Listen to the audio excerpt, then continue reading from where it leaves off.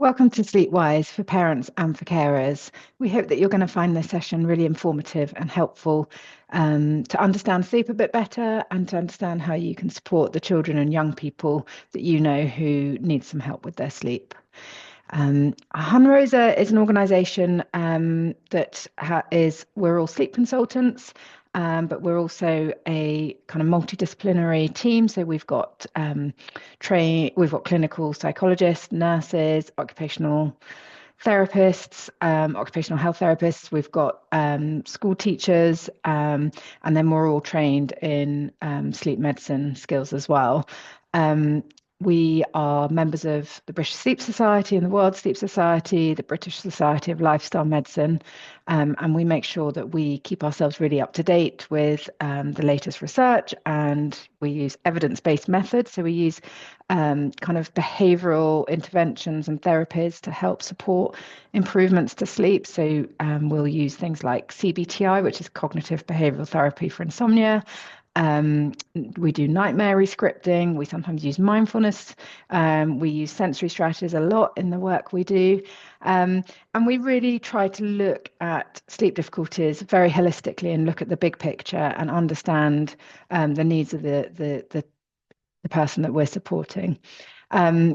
We are trusted by the NHS, so we are commissioned by the NHS and work on referrals that way. And then we also do work alongside councils, schools and colleges. And then we also run an independent sleep service that families can self-refer to and self-fund.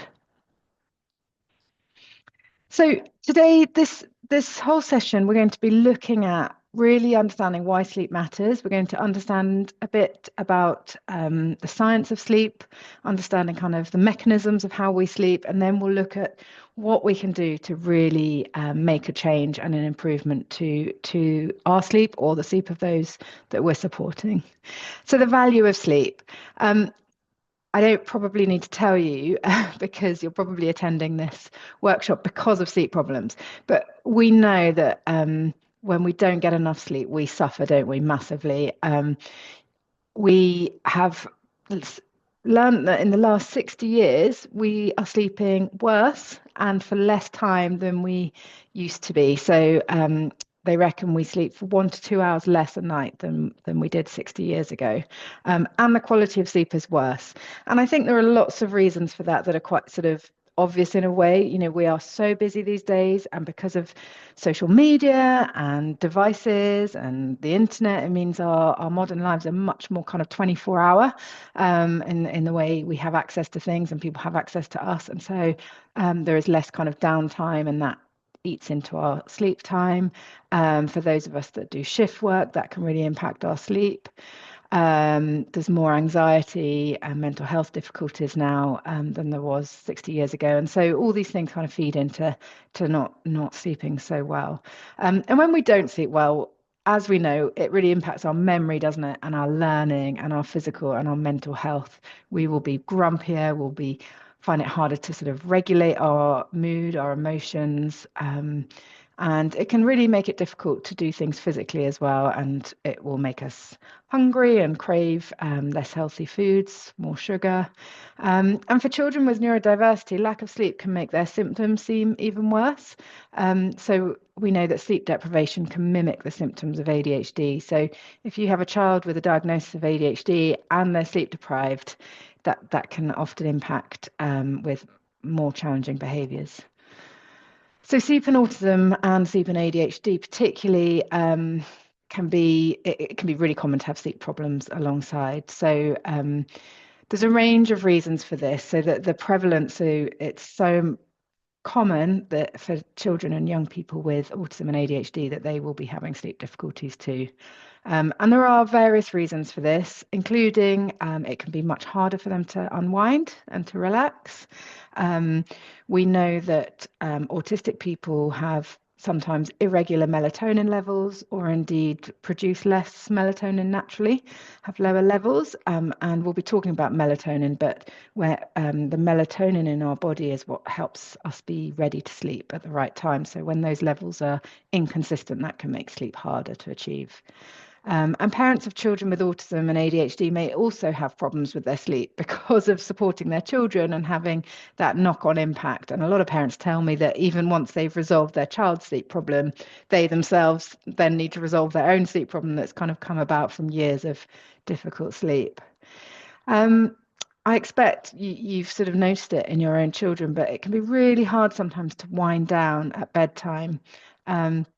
And for children with autism and ADHD, that is even more so the case. And waking during the night can be a challenge because often those individuals that wake in the night often then are very awake for quite some time. It's not like they can just roll over and go back to sleep really quickly.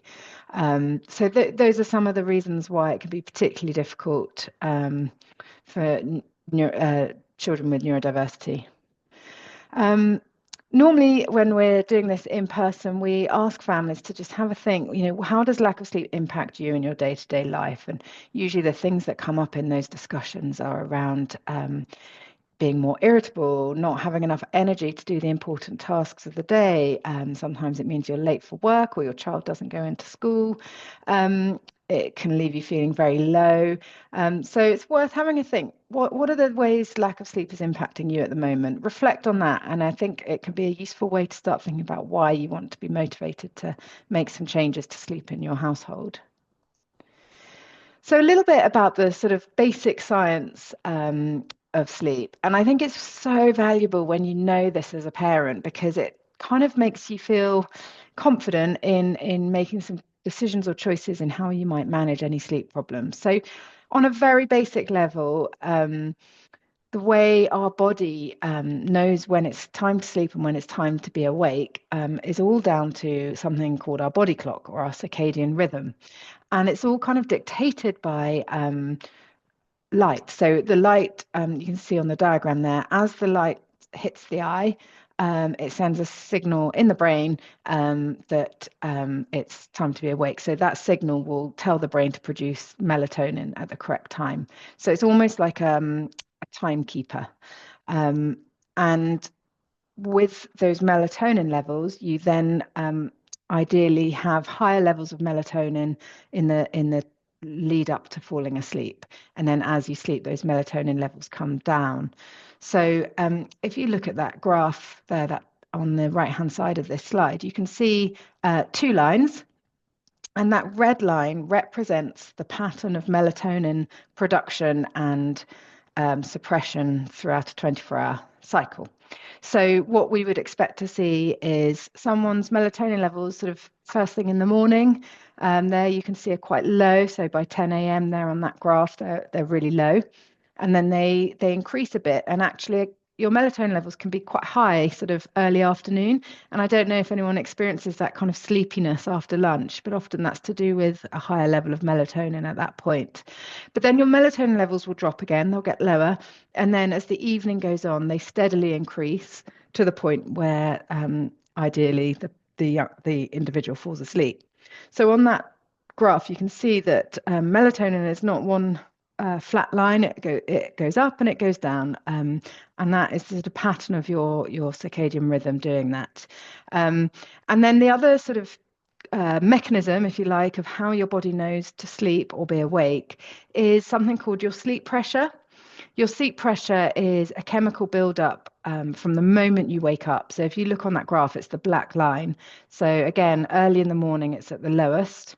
And then from that moment of waking up early in the morning, that sleep pressure gradually increases. So as the day goes on, it gets higher and higher. And that's, if you like, that's your feeling tired, that's your feeling sleepy. And it keeps increasing all the way up into the evening to the point where you just need to fall asleep. So where sleep occurs most easily, and what you ideally are looking for, is for someone's melatonin levels to be sufficiently high and their sleep pressure to be sufficiently high, that those two intersect, and that's the optimum time to fall asleep. So on that graph, you can see where the red line and the black line kind of cross over, and that's where sleep occurs at sort of around 10 p.m. on that graph. So sometimes it's really helpful to think about this, because your young person might be struggling to fall asleep actually because they don't have high enough melatonin levels, or their sleep pressure isn't quite high enough because they had a snooze in the car on the way back from school. So sometimes just having a think, thinking, are their melatonin levels correct? Have they got sufficient sleep pressure to fall asleep? So it's really useful to just be aware of that.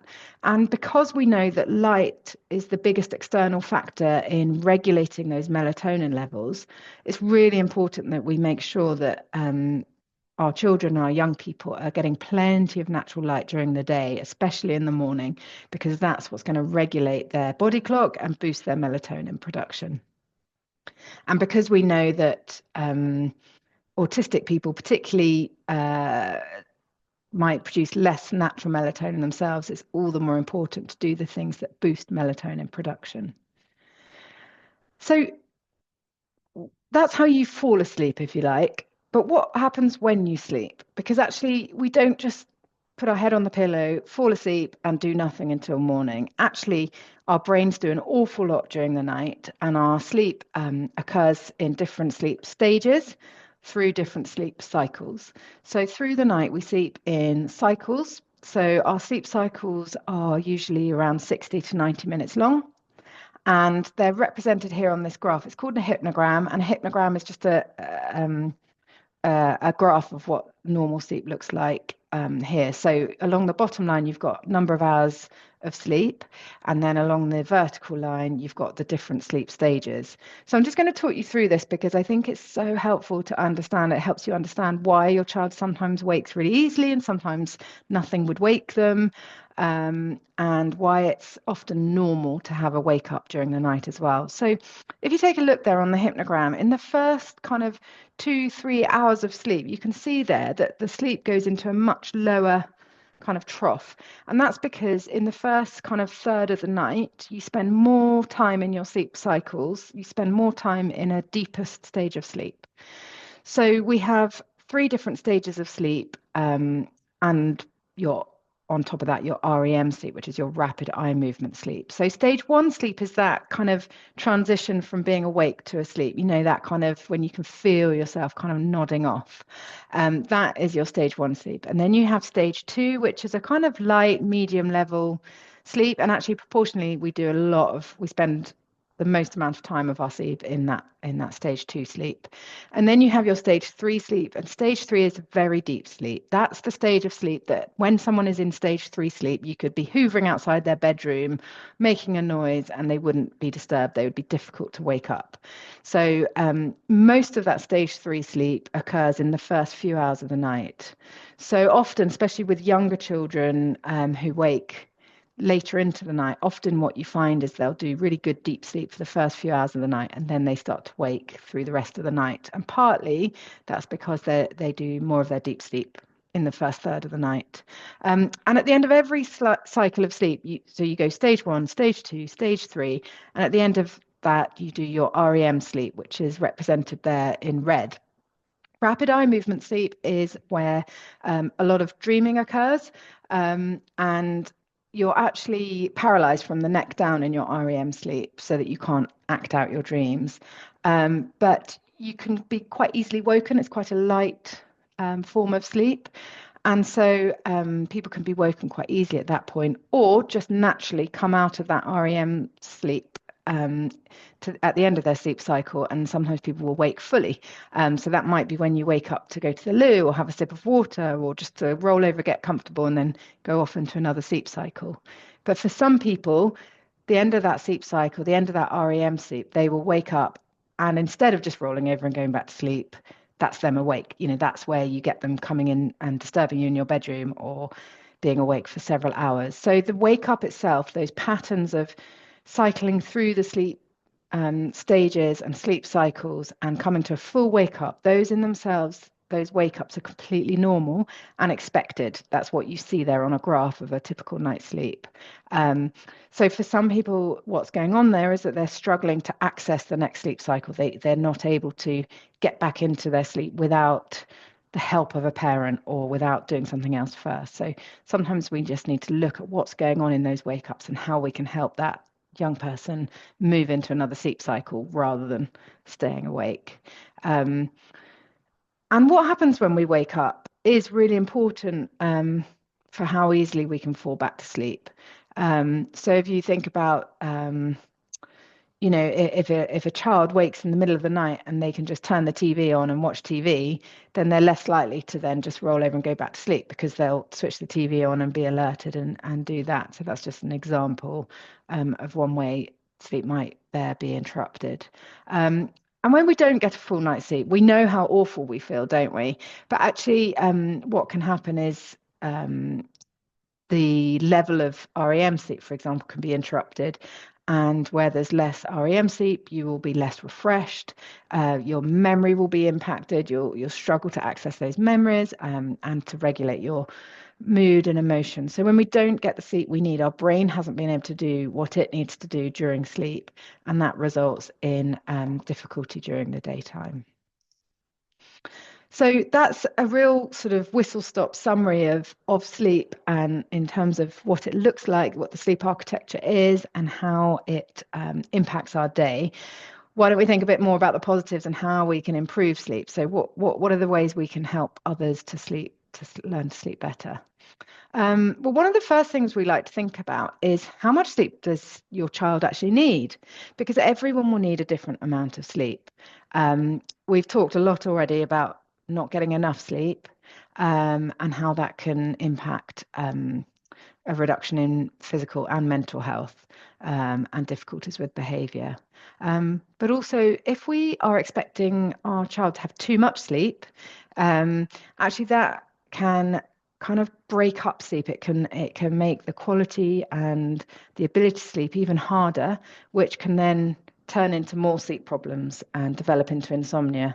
So the more wakefulness we have during the night, the more kind of opportunity there is for anxiety to build and issues to occur. So actually, as much as we worry about not getting enough sleep, we also want to think about, are we expecting our child to be in bed for too many hours?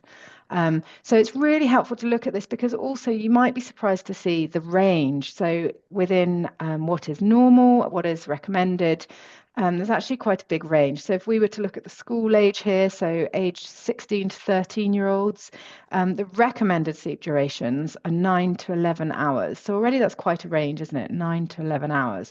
But actually, it also says 7 to 8 hours of sleep a night might be appropriate, or even 12 hours of sleep may be appropriate.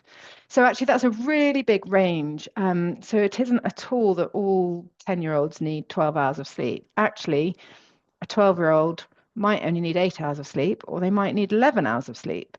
But I think either way, knowing that there's such a range can kind of free us up. And as parents and as carers, our responsibility is to help work out how much sleep the child that we're parenting or caring for needs, rather than a kind of generic number. So how do you know? How do you work it out? The picture we've got here is of some dough balls. I think purple dough balls are an unusual choice, but what they represent here is a ball of dough, bread dough. And if you imagine if you were making a pizza, for example, pizza base, and you wanted to stretch out that dough, you would want to stretch it nice and thin. You'd want to spread it out as far as you can, but not so far that holes start appearing in the pizza dough. And if you like, sleep is in the same way something that we want to stretch out as much as we can. We want to get as much sleep out of our children as we can, but actually we don't want to stretch it out so much that holes start appearing.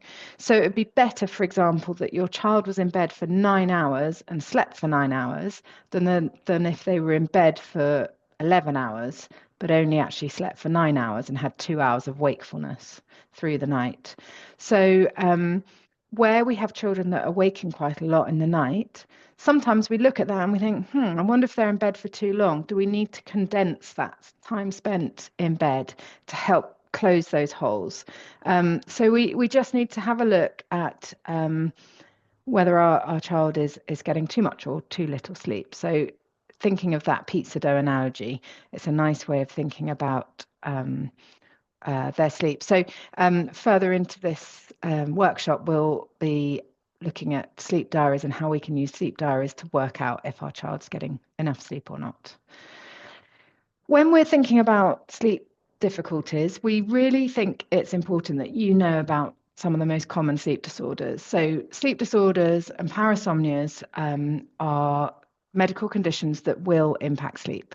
So, if you know enough about them to be able to query whether or not your child might be experiencing some of these things, um, you're able then to go to your medical provider and query it with them. So, restless leg syndrome is an irresistible urge to move legs. So there's no relief until you move your legs. So in sleep, what that looks like is someone that's very, very fidgety and kicking their legs around a lot. And as you can imagine, that really disrupts quality of sleep. And it also fragments sleep and prevents deep sleep from happening, because every time you're sort of falling asleep, you have to move your legs again and it wakes you up. So restless leg syndrome is definitely something that if you suspect it, if your child has ever mentioned sort of creepy crawly feeling on their legs, or you've noticed that they really kick and move their legs a lot in their sleep at night, it's really worth getting that checked by the GP, because the GP will be able to check. They would measure iron levels and can prescribe supplements that can help that if the iron levels are low. So the GP would be looking for something called ferritin, which is a form of iron level. Delayed sleep phase syndrome is something that we see more commonly, for example, in teenagers. And a delayed sleep phase syndrome is an inability to awaken and fall asleep at socially acceptable times. So that's your classic teenager who perhaps, they want to go to attend school, they're motivated, and yet they cannot fall asleep until an inappropriate time, let's say 4 o'clock in the morning, and therefore cannot wake up at an appropriate time to be able to get to school on time. So a delayed sleep phase syndrome is something that you need a professional like ourselves to assist with, to help shift that back to more appropriate timings. Narcolepsy is a sleep disorder that is quite rare, but we come across it in our practice more than you would expect, and I think can be missed, particularly in teenagers who have sleep problems, because people assume it's because they've just not slept well and missed the signs. But narcolepsy is where someone has excessive daytime sleepiness, and that often results in them falling asleep at a time they didn't plan to fall asleep, so a spontaneous sleep onset. So often it will occur in kind of inappropriate times and locations. And then cataplexy can sometimes go alongside narcolepsy, and that's a sudden collapse. Oh, it looks like a sudden collapse to the floor or sudden slumping, and it's a weakness of motor muscles, kind of resulting in an almost like instant paralysis in terms of slumping. And then we have obstructive sleep apnea, and this is an obstruction of the airway during sleep, and it can cause problems in different ways. So it causes a lack of sufficient deep sleep, and it's often accompanied by snoring. But obstructive sleep apnea also causes total fragmentation to sleep, because you find that the person's sleep is constantly being interrupted by being woken by gasping for air. It is really common that snoring accompanies this. So if you have a child or a young person who regularly snores, it's worth getting them checked in case they've got obstructive sleep apnea. Periodic limb movement disorder is similar in a way to restless leg syndrome. So it is a sudden involuntary movement of arms and or legs during sleep. So it might be kicking of legs, it might be kicking of arms. But again, if you suspect this, query it with your GP, because that could really be getting in the way of sleep. And then something called rapid eye movement behavior disorder, shortened to RBD. This is where, if you remember, I said that during your REM sleep, a healthy sleeper will be paralyzed from the neck down during their REM stage of sleep. But in rapid eye movement behavior disorder, this doesn't occur, and as a result, people might act out their dramatic dreams. So they can be violent, they can be thrashing around, and so on during that. So if you looked at a sleep diary and you could, or if they were to measure your sleep in a lab, they would be able to identify when you were in your REM stage of sleep, and if there was movement there, then that would be a sure sign of rapid eye movement behavior disorder. So with any of those sleep disorders, if you suspect it at all, now that you know what they are, and know what to look out for, it really is worth going to your GP in the first instance to just ask about it and ask them to investigate. Because if any of those sleep disorders from that list are present, that is going to cause a sleep problem. Parasomnias are things that you'll have heard of, like night terrors, sleepwalking, not bad dreams, sleepwalking, sleep talking. So bad dreams are nightmares. They are not parasomnias. They are what we think about when when you wake up or your child wakes up crying in the night and they said, I've just had a bad dream. That's a bad dream.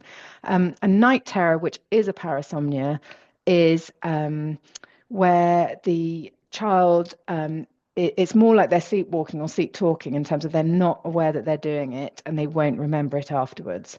But it can seem like they're crying and shouting in their sleep, or sometimes they seem to appear to be awake but quite distressed, and can be come across as quite afraid. But actually, if you were to ask the child the next day about that night terror, they wouldn't be able to recall it.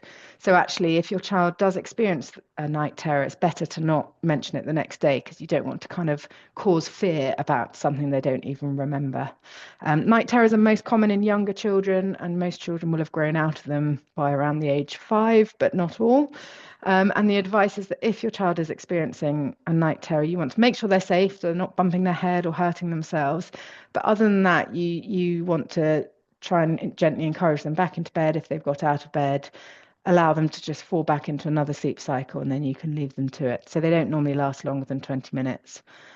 Sleepwalking and sleep talking, you'll know what that is. And again, if you observe your child sleepwalking or sleep talking, your role is to make sure that they're safe physically, but to kind of leave them to it, let them get back into their sleep. We see parasomnias occur more frequently when someone is sleep deprived or indeed have a high level of stress going on in their lives. So usually the way to tackle parasomnias is to increase quantity of sleep and address any anxieties during the day. So let's have a think about bedroom environment. And we're moving into the territory here of the list of things that you've possibly been lectured on before. So I'm not going to spend a lot of time on this, but I do want to make it clear that anything we can do to set our young people up for the win, we want to do. So we really want to think about how the space that we expect them to sleep in is. Like, is it going to be helpful? Like, is it going to help them sleep better, or is it going to get in the way of their sleep? So we really do recommend that the bedroom is a quiet and dark place, that it's a restful and peaceful haven. And I know that children differ, don't they? Some children find a messy room actually more safe feeling and more relaxing than a tidy room. So you know your children, but the concept here is the bedroom space a place where your child feels safe, comfortable, and calm? Is it a place where sleep is promoted? So you don't want the room to be full of toys and loads of pictures on the walls and bright lights. You want the room to be quiet and calm and dim, dark, nice and dark for sleep. Think about, is the bed comfortable? Sometimes we overlook that, and it turns out our child is trying to sleep on a really lumpy mattress or something like that. So do make sure they've got comfortable bedding that is right for them. We've got on here no TVs, iPads, or phones. We do encourage that screens are not part of the nighttime environment. This can be really challenging, particularly for children who are autistic or have ADHD. And we understand that for some children, actually, those screens play a vital role in helping to calm and to settle. So I think, we often encourage parents to think about, well, what's working or what isn't working. So, for example, I had a child who they always had the TV on in their bedroom every night. But actually, it turned out that the TV was on more for the sound than for the watching. And so what we agreed was that the family would put a big blanket over the TV screen every night so the child could have the sound of the TV without the bright light coming from the screen. So sometimes it's a case of making a little switch like that. But we just need to bear in mind that most commonly, screens like iPads, tablets, phones are going to be quite alerting and quite stimulating, and not really conducive with calm sleep. We also want to think about room temperature, and as we go into the summer, that's, I know that's sometimes challenging because a room that's too hot or a child that's too hot will struggle to sleep. So for melatonin to increase as we need it to for sleep, we need a cooler temperature. So just keeping curtains drawn on a sunny day will help keep the room cooler. Having a warm bath or shower before bed actually helps the core body temperature to cool down. So that can be a good idea as well. Making sure that your child has access to a small glass of water next to the bed if needed in the night, so that getting out of bed to go and get water isn't an excuse or a need. And having some sort of a clock or a light that's plugged in on a timer switch that can give a really clear signal to the child when it's daytime and when it's nighttime. So have a think, does your child even know? Like, how do they know whether they're meant to be in bed and asleep or whether they can wake up? Some children can't tell the time. And again, that can be a good reason to just have a little table lamp on a timer switch that you can then say to your child, when the light's off, you need to stay in bed quietly. When that lamp is on, that's when you know you're allowed to get up. So it's a really simple way of giving that signal. Some people find things like a Lumi light that simulates dawn, so they gradually come on as a light in the morning can help, and that could be quite useful, particularly in the winter. Particularly for teenagers, we find using a light as part of the waking up process can be really helpful in regulating that body clock.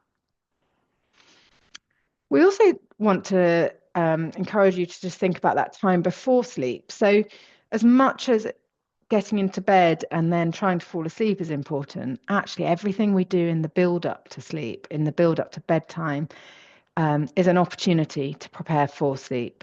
Our brains are really associative and really responsive to signals and repeated patterns. So if we can have a very regular bedtime, like a consistent routine in terms of the time of things and what happens when, our brain will associate that with bed and falling asleep. So it really, really helps. So for a lot of children, the routine in itself is a helpful thing to have, a structure to have, but actually it really helps to regulate the body clock and help the body prepare to sleep at the right time.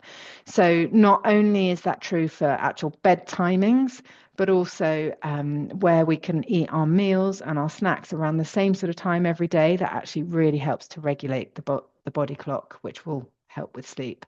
And regular exercise, so using our bodies and moving our bodies enough that we are able to sleep during the night time is really helpful and important. It's a good idea to avoid putting pajamas on too early.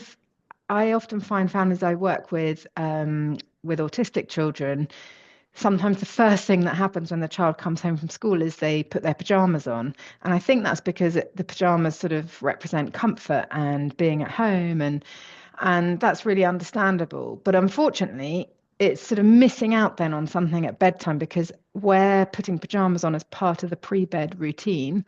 Like if you put the pajamas on too early, you don't have that as part of the routine, and so you miss out on that signal to the brain. It can be more confusing. So ideally, putting pajamas on needs to happen in sort of the 30 minutes before you're planning to put your child to bed. So, I would suggest instead have, comfortable home clothes, some tracksuit bottoms, that sort of thing that your child can change into when they get home from school. And then, although it's a bit of a pain for you as the parent, ideally then get them ready in their pajamas as part of the bedtime routine. That's what we'd recommend there. A warm bath can stimulate melatonin production. So like I said in the previous slide, a warm bath actually helps the body temperature to drop, and that is really helpful for producing more melatonin. So that can really help, but obviously for some children that's not going to be appropriate. If a bath is a very alerting time for your child or it's a distressing time, then please don't worry. Don't insist on a bath as part of bedtime routine. It's absolutely not the right thing to do at that time if it's going to cause distress and promote wakefulness rather than sleep. So when we're putting together a bedtime routine, really think about what works for you, your child, your household. There is no right or wrong in terms of what should and shouldn't be part of the bedtime routine. It's more a case of thinking what works for you and your family and your young person. And is it repeatable? Can you do it every single day? Some children actually really do need a little snack before bed. So particularly if they've had an early dinner, think about, is it reasonable? Like, are they really going to be fine all the way through until breakfast, or is it going to be too big a ask? We don't want a hungry child at night time, because hungry people don't sleep. So it might be that you introduce a snack as part of the bedtime routine, or kind of like the first step of the bedtime routine might be before going upstairs, do you want a snack? And it can also help with, children that are masters of bringing in any sort of distraction at bedtime where they say, I'm hungry. If you've every evening said, would you like a snack before you go upstairs, then they can no longer use that as an excuse, as a delay tactic. So think about foods that are just low in sugar but high in kind of complex carbohydrates, so they stay nice and full overnight. So that might be a bowl of cereal, it might be some fruit and yogurt, might be some oat cakes, but try and have it as a specific event within your routines, as opposed to just ongoing grazing all evening. And that can act as a really strong signal. So if you think about little repeatable steps like that as part of the bedtime routine, is like a series of flags to the brain saying sleep is coming, or it's like a roadmap with signposts, and each time that signpost is taking the brain in the right direction towards sleep. Do minimize use of caffeine. So don't forget that it's in chocolate, it's in some energy drinks, tea and coffee. And we just want to check that teenagers are aware of that, particularly in the afternoon and evening. And just bear in mind, in terms of fruit juices and squash, that can cause the need to go to the toilet more. So you might want to limit how much juices and squash your child is allowed after school. So maybe switch to water in the afternoon and evening. Minimizing electronics. Again, we need to be realistic here, but we also need to remember how alerting they can be. So perhaps it's a case of switching from, in the last 60 minutes before bedtime, perhaps it's saying to your child, okay, no more gaming that's really kind of exciting and intense. And instead, we're going to sit and watch something as a family together that's a nice, gentle episode of something. That would be like a really good switch.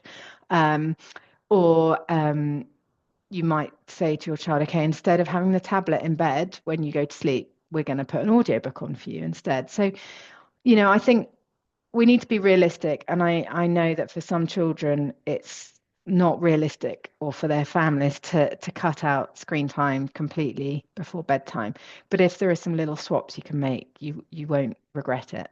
But in an ideal world, we would sort of turn all the devices off, up to 60 minutes before bedtime, and do other things to allow the brain time to unwind from that, and in order to be able to sleep. So have a little think about that, but you can make those changes quite gradually. It doesn't have to be a kind of all or nothing thing.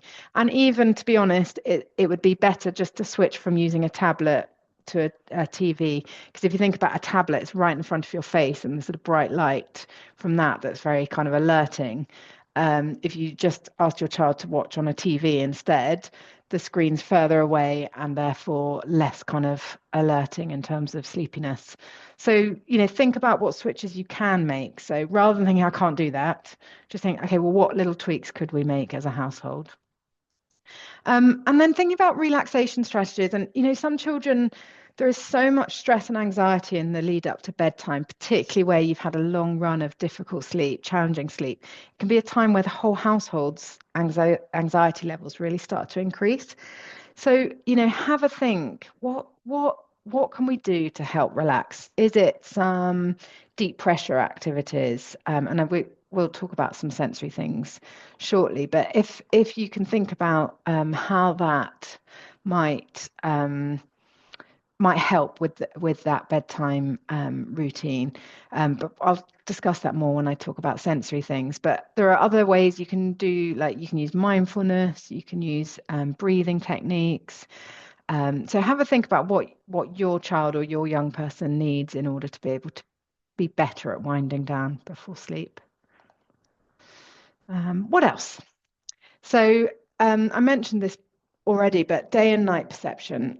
Does your child know the difference? And have you got clear boundaries so that they understand that there are different rules? Because there are different rules, aren't there, between nighttime and daytime? Daytime is when we have fun. Daytime's when mummy and daddy can be available. It's when we can play. It's when we can eat. It's when we have fun. It's when we do work. It's when we do jobs. But nighttime, our bodies need to sleep, and it's when the house is quiet and we need to let others in the house sleep. So, the more we can communicate those boundaries to our children, particularly younger children, the more helpful that will be in helping them learn the concept that actually they are expected to stay quietly in their room. They don't have to wake mum or dad up. So, ways you can do this, you can really just set some really kind of clear signals. So you might have quite rowdy play straight after dinner, but you might always kind of end downstairs time with a quieter game. You ideally use the same routine every evening. And perhaps as part of that routine, you can create a visual timetable. There's an example there on the slide. But a visual representation of the steps that you take every night before bedtime can be really helpful for some children. And we can give other cues. And actually, thinking of children who are demand avoidant, I think this is particularly important. So for some children, rather than specifically saying, I want you to go upstairs now and get ready for bed, it's nearly time to go to bed, you can start giving them some visual cues instead. So closing all the curtains around the house, turning lights off, yawning, getting yourself into pajamas, playing particular music each night, or setting timers, anything like that that indicates the day is drawing in, the day is coming to an end, it's nearly time to sleep. You can communicate that without actually saying, come on, time to go up to bed. So anything that you can think of like that is going to be really helpful. Thinking about regulating their own body and whether or not they're over alerted or under alerted, because actually, an understimulated or an overstimulated child is going to find it very hard to fall asleep. So again, the more kind of clued in we are to our children and kind of where they're at on that is going to help. And again, we'll talk a bit about that when we talk about sensory stuff. And I think I've mentioned all those other things already, other than just the importance of waking your child up around the same time every morning is one of the single most powerful things you can do to help their sleep. So, if you take one thing away from this webinar, I'd say try and get your child or your young person waking up around the same time every day, because what that does is it kind of locks in that regularized body clock. It locks in the timings that help the body know when to prepare for sleep. Even if you've got a young person who at the moment is pretty much nocturnal, it would still be better to consistently wake them up at, say, 4 o'clock in the afternoon than just let them sleep as and when until whatever time each day, and it be different each day. So, even if it's not at the ideal time that you want them to wake up, even still just regulating that to a consistent time, it will still be hugely valuable. So the other things that I think, you might want to think of like almost like a tick list when you're trying to troubleshoot your child's sleep. Are they in pain? Some of the children that we work with aren't able to verbalize, or indeed even kind of if they struggle with their interoceptive senses, that they're struggling, they won't necessarily be able to articulate that they're in pain. And when you're in pain, you can't sleep. So there's something called the FLAC pain scale, which is a really useful tool to work out for non-verbal individuals whether or not they're in pain. So consider that as something that might be getting in the way of sleep. Exercise. Have you got a child or a young person who is either getting too much or too little exercise? Because both can make sleep tricky. Continence. So if your child, if you've got regular bedwetting or regular sleep disturbance due to having to change the sheets and the bedding and so on, that is going to make it harder for sleep, and it's going to make the pattern of wakefulness occur more. So, we usually signpost people to the ERIC website if you particularly need help with that. But getting that under control can be important in terms of improving sleep. Medication.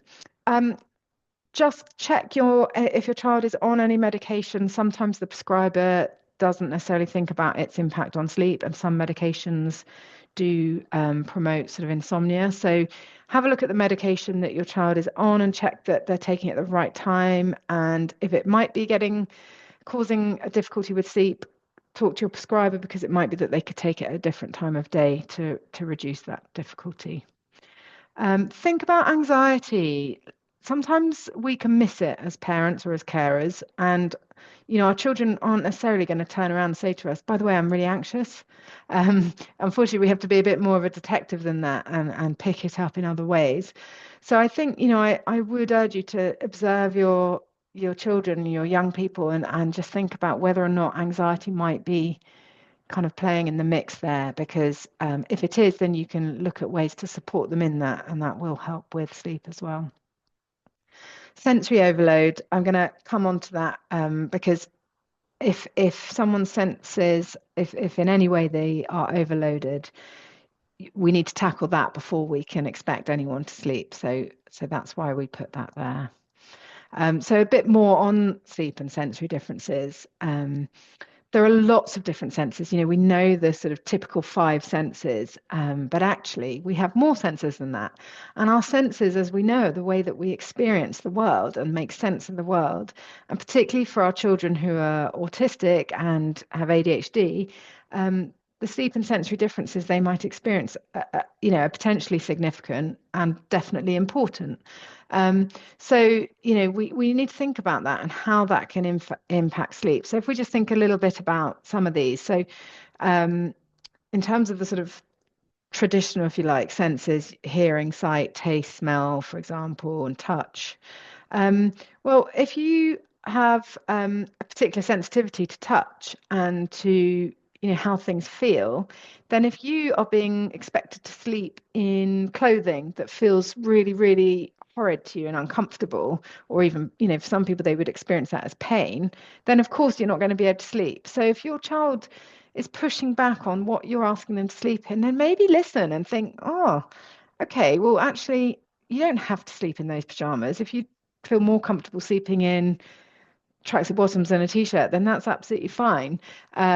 Or hearing, if your child is particularly sensitive to sound, you might not have noticed, but there might be a recurring tapping sound or beeping sound or noise that actually is so loud to your child that they can't possibly fall asleep. So again, what you might do there is introduce some white noise or something to mask that sound. So just having a little think about how sensory differences might impact sleep or ability to sleep, it can be a really useful thing to think about. Proprioception. So proprioception is your kind of ability to sort of know where you are in space. So it's your sense of knowing kind of where the edges are, or how much pressure you need to sit down without falling as you go to sit down in your chair. That would be your proprioceptive sense.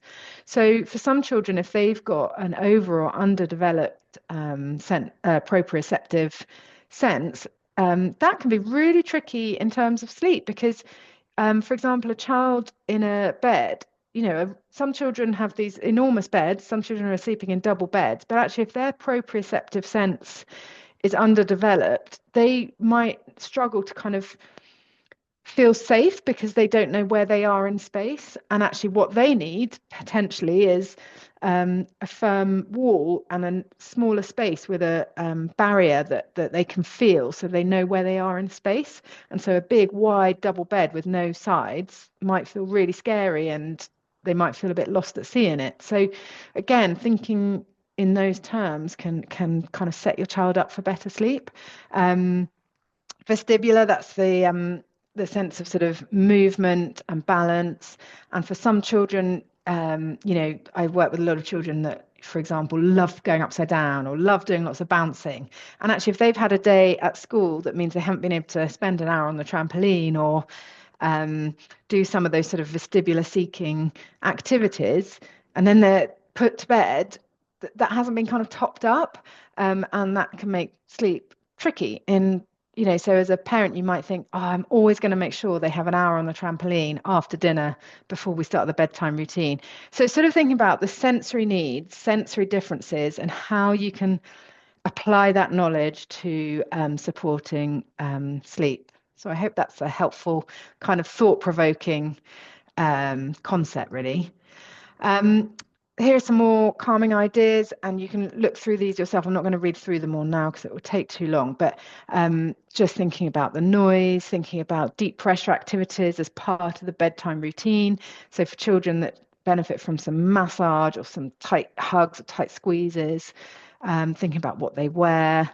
So all of those ideas there, have a look through and see what particularly might suit your child or young person, and what you might be able to accommodate for them. And there's some more ideas here that are particularly for soothing anxiety. So we mentioned about whether or not, if your child is feeling anxious, and how that's going to impact their sleep. So for younger children, you might use things like worry dolls, bags of worry, fairy doors, bubbles that they kind of imagine their anxiety and blow away. Don't underestimate the power of talking and drawing, being a kind of worry detective. It's really helpful to set a time in the day, like a sort of designated worry time that's not at bedtime, that you can kind of do with your child. Maybe it's like straight after school, or maybe it's at the weekend. But the more that we can kind of validate their worries, but also not kind of feed into them, can be really helpful, because our children then, once that's being addressed, it's easier for them to relax and feel safe to sleep at bedtime. We can think about light, so a gentle night light if that's a particular worry. And don't underestimate the power of what we would call a transitional object, so something that stays with your child to fall asleep. So a soft toy, a cuddly toy that they're particularly attached to. It might be helpful to have a picture of mum and dad next to the bed. Or even a t-shirt of one of the parents that they've worn, so it smells comforting to the child, can be really useful. And there are quite a few stories and apps, books and apps that you can use to support your child in this area. And finally, just think about how sleepy your child is, thinking right back to that sleep pressure. Actually, an anxious child, you want to make it as easy as possible for them to fall asleep when they get into bed. So it's a good idea to just basically try to avoid putting them to bed too early, because actually, if you're just going to lie in bed and get more and more anxious, you're not going to fall asleep. So if you can hold off and put them to bed a little bit later, it might actually make it easier for them to fall asleep without all that anxiety building, lying there awake.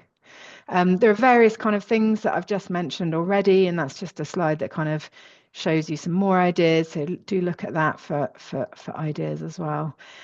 So just coming towards the end now, but I think it's really useful if you're really feeling like their behavior during the day is telling me that the sleep is a problem. I just don't know what's going on. I just know that sleep's a bit of a problem, but I'm not really sure where to start. Then what we would say is have a go at using a sleep diary. So here's an example of a sleep diary. We usually use one of two different sleep diaries. This one is ideal for younger children. And don't worry, it doesn't have to be absolutely perfect. It's to get an idea of what's going on.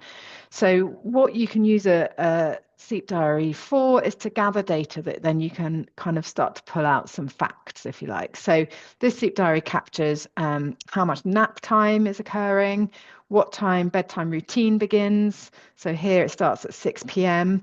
And if there are any problems during that bedtime routine, on this example, there were no problems all week, and what time they actually get into bed. So that on this sleep diary, for example, it's 7:30. So already I'm looking at the sleep diary and thinking, gosh, they start the bedtime routine at 6 p.m., but they're not actually getting into bed until 7:30. So that's an hour and a half of building up to bedtime, which is fine if that's a happy time. But actually, if you've got an anxious child, or it's a time of great stress in the household where everyone's sort of like getting more and more anxious towards bedtime, then an hour and a half is a really long time for that. And I would look at that sleep diary and I'd say, hey, why don't you start bedtime routine at 6:45 and give yourself less time so that there's less of that build up. So that's one way you might straight away see from the sleep diary some tweaks that you could make. The sleep diary also just, again asks, are there any problems? Yes, they were singing and shouting out loud. And then you see it says what time they actually fell asleep. And here the child fell asleep at 8 p.m. And then you would look at this, you go on, this is still the same sleep diary. It says how was it handled? So sorry, that was here, this sleep diary, they say mum has to go in and sit next to the bed until this child falls asleep, then she creeps out. And if he wakes, dad stands by the door but just ignores him. And how long does it last? 30 minutes. So that's a wake up in the middle of the night. He's awake for 30 minutes, and the time, they haven't written a specific time, but it was in the second half of the night. And the child woke at 7 a.m. So we know that he's been asleep since 8 p.m. and he woke at 7 a.m., which means he got a total of 11 and a half hours sleep. Now, we don't know, I don't think on this sleep diary, how old that child is, but I would be looking at that and thinking, well, if that child was sort of 12 years old, then maybe that sleep window is too long. Thinking back to that pizza base and the holes that appear in the pizza base, maybe actually what this child needs is slightly less time in bed, and that might cut out the nighttime waking. So the sleep diary just gives you that insight. You can look at that and you can work out, is my child getting enough sleep? Or are they actually spending too long in total in bed? What is the recurring pattern? Oh, it's always on Tuesday night when dad does bedtime that they really mess around, or so on. So a sleep diary really helps you kind of get a picture of what's going on, because sometimes the longer sleep is a challenge, the more we get, well, the harder it is as a parent, I think, to be kind of objective about what's going on. So the sleep diary will give you a lot of information that you can then start to make some changes based on. And this is a sleep diary we use more for teens and young adults. And you can see here, it's like the emphasis is slightly different. So we still get the timing. So what time did you go to bed? How long roughly did it take to fall asleep? Did you wake up during the night? How many times? How long you were awake for? What time they woke up and what time they actually got out of bed. Sometimes on a sleep diary like this, you'll see that they woke up at 7 in the morning but didn't get out of bed till 10 in the morning. And there you've got that really big sleep window, which is probably inappropriately big. So just by getting that information, you might suggest they get out of bed quite quickly after waking up. What's nice about this sleep diary is you really get a sense of how the young person is feeling about it all. So they can say how they were feeling about it, bad, very good, and how sleepy they felt during the day, and how they feel their sleep was last night compared to the night before. So you get quite a bit of insight there that, again, can help shape what's going on with the sleep or understand it a bit better. And then you can kind of think of all the things that we've covered in this webinar and how you might be able to just adjust the sleep using those things. So I cannot say it enough. Regularity and routine are just the most powerful tools to develop a strong body clock, and a strong body clock results in good sleep. So, and it says there, use daylight to your advantage. If there's one thing you take away from this session, it's regularity and routine. Like, they are your power weapons in helping your children and young people to sleep better. So just very quick overview, just think about food and exercise, keeping in mind what anyone does in the day will affect sleep. Can you increase melatonin production by using a calming routine, by giving more exposure to light in the morning, or by regularizing the time of meal times each day?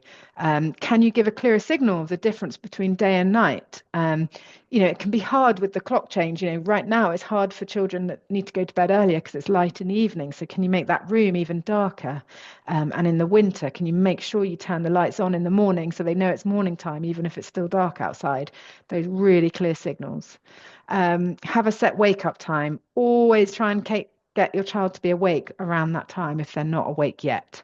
And even at weekends, try and keep that quite close to that weekday wake up time. And actually, if your child is waking before 6 a.m., I would consider that a nighttime wake up and deal with it as a night wake, not as an early morning. because what we want to do is help children learn to stay asleep until 6 at least.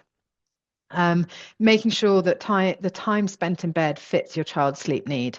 So if your child only needs 10 hours of sleep, please don't let them be in bed for 12 hours, because that's only going to generate and cause anxiety and difficult behavior and problems. It's that pizza dough analogy again, with holes appearing in the pizza dough. Try and make sure your child's bedtime time spent in bed fits how much sleep they actually need. Techniques, we haven't talked about those today because you can go to our website and look in our resources section for more detail on that. But there are different techniques that you can use to actually teach your child to learn to fall asleep and stay in bed. So those techniques you can find on our website. Reward desired behavior. So humans respond so well to positive reinforcement. So the more that you can absolutely praise and reward the behaviors you want around sleep. So try not to focus on things that your child can't control. So they can't actually control how much they sleep. They can't control how many hours they sleep for, not really. But they can control staying in bed, or they can learn to stay in bed and not wake the whole house up, even if they're awake. So you rather than praising them for saying you slept for 8 hours last night, you might praise them saying you were amazing because I know that you were awake, but you stayed quietly in your bed until the light came on. So really think about what you can praise that's going to reinforce that behavior. If you do need more advice, Hunrosa is always here, so contact Hunrosa, or you can phone us there. You've got the website, email address, and so on. And it's worth considering getting sleep added into your child's EHCP if you can, and if you think that's relevant to you. That is it. Obviously, this is a recorded webinar, so you can't ask your questions here, but if you do have questions off the back of this webinar, please reach out to us. You had that contact information on the previous slide. Please reach out to us. We'd be delighted to hear from you. And just as I finish, just to let you know that we have an app called the Sleepwise app, which you can download from the app stores. And it's like a kind of sleep consultant in your pocket, if you like. You can put in your child's kind of sleep information anonymously. You can even use a sleep diary within the app. And then it will give you the relevant information or strategies or advice based on the information you've put in about your child. So it's like a really bespoke, personalized resource, really. So that app is available on all the normal app stores. And that's just a screenshot of what you can expect to see. So it will give you different resources, different articles you can read, and it will even pull together a sleep plan for you. So it's a really, really nice tool to use. People find that really helpful. Thank you so much for your time. I know I've gone through it all really quickly, just to try and fit it all in. We hope you found it helpful, and we look forward to hearing from you if you have any questions or comments. Many thanks.